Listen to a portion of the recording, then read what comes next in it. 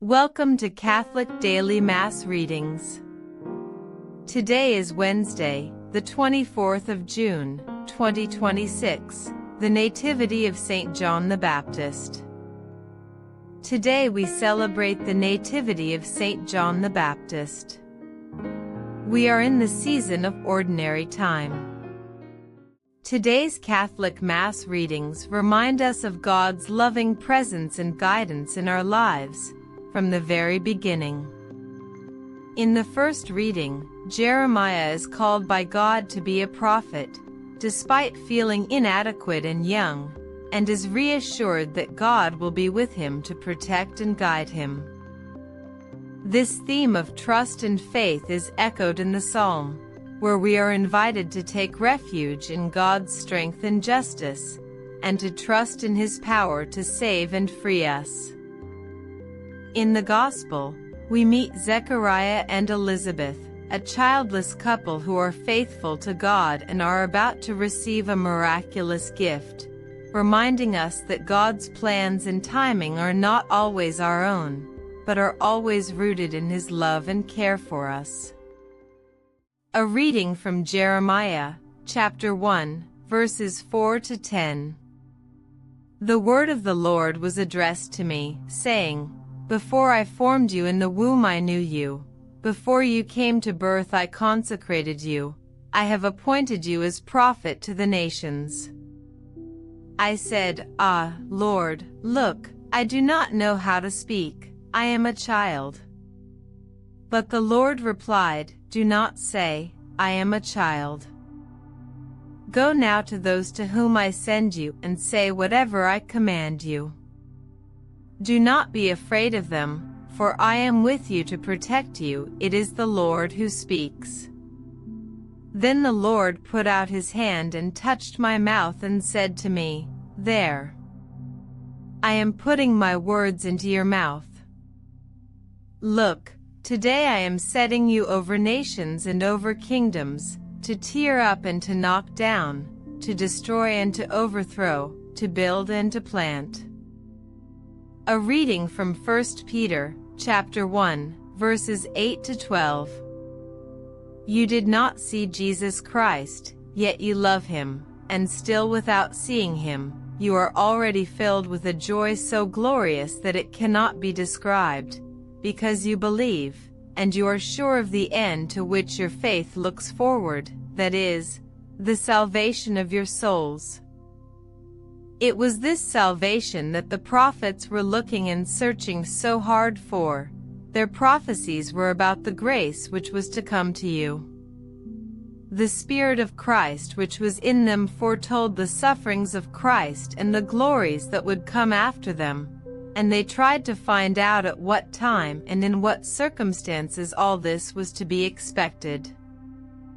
It was revealed to them that the news they brought of all the things which have now been announced to you, by those who preached to you the good news through the Holy Spirit sent from heaven, was for you and not for themselves.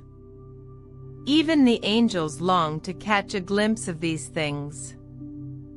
A reading from the Holy Gospel according to Luke, chapter 1, verses 5 to 17.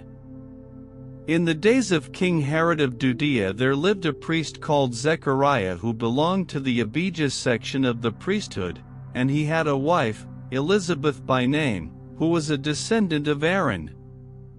Both were worthy in the sight of God, and scrupulously observed all the commandments and observances of the Lord.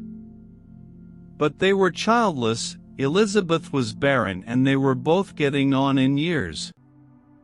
Now it was the turn of Zechariah's section to serve, and he was exercising his priestly office before God when it fell to him by lot, as the ritual custom was, to enter the Lord's sanctuary and burn incense there. And at the hour of incense the whole congregation was outside, praying.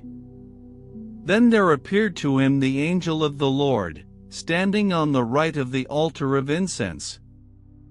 The sight disturbed Zechariah, and he was overcome with fear. But the angel said to him, "Zechariah, do not be afraid, your prayer has been heard. Your wife Elizabeth is to bear you a son, and you must name him John. He will be your joy and delight, and many will rejoice at his birth, for he will be great in the sight of the Lord. He must drink no wine, no strong drink. Even from his mother's womb he will be filled with the Holy Spirit, and he will bring back many of the sons of Israel to the Lord their God. With the spirit and power of Elijah, he will go before him to turn the hearts of fathers towards their children and the disobedient back to the wisdom that the virtuous have, preparing for the Lord a people fit for him. Take a moment to reflect. As we celebrate the Nativity of St. John the Baptist, one of only 3 birthdays the Church honors with a liturgical feast, we're reminded of the significant role John played in salvation history as the forerunner who prepared the way for the Lord. 3 profound mysteries surrounding John's birth invite our reflection. Elizabeth's pregnancy in her old age, after years of barrenness, was a deliberate sign of divine intervention, a testimony to God's power and mercy, much like the miracle of Sarah conceiving Isaac in her old age. Spiritually, Elizabeth represents humanity trapped in the barrenness of sin, and by bringing forth life from her womb, God shows his ability to bring forth new life where human effort fails. The name given to John, meaning "the Lord is gracious," was announced by the Archangel Gabriel before his conception, revealing the divine initiative governing his life and mission. When Elizabeth and Zechariah insist on this name, despite their relatives' confusion, they demonstrate their obedience to divine revelation over human custom. This highlights that John's identity and mission are not rooted in earthly lineage or human tradition, but are given by God's free and gracious call. This is a lesson for every Christian. Our true identity and mission come not from our earthly heritage, but from God's call. The restoration of Zechariah's speech after months of divinely imposed silence is a powerful sign of faith's triumph over doubt. Zechariah had been struck mute because of his initial disbelief, but when he affirms the name given by God, his speech is restored, and he's filled with the Holy Spirit, proclaiming the greatness of the Lord. This miracle shows that when we trust in God's plan and obey His will, even in the face of uncertainty or doubt, we can experience the triumph of faith and the power of God's grace in our lives.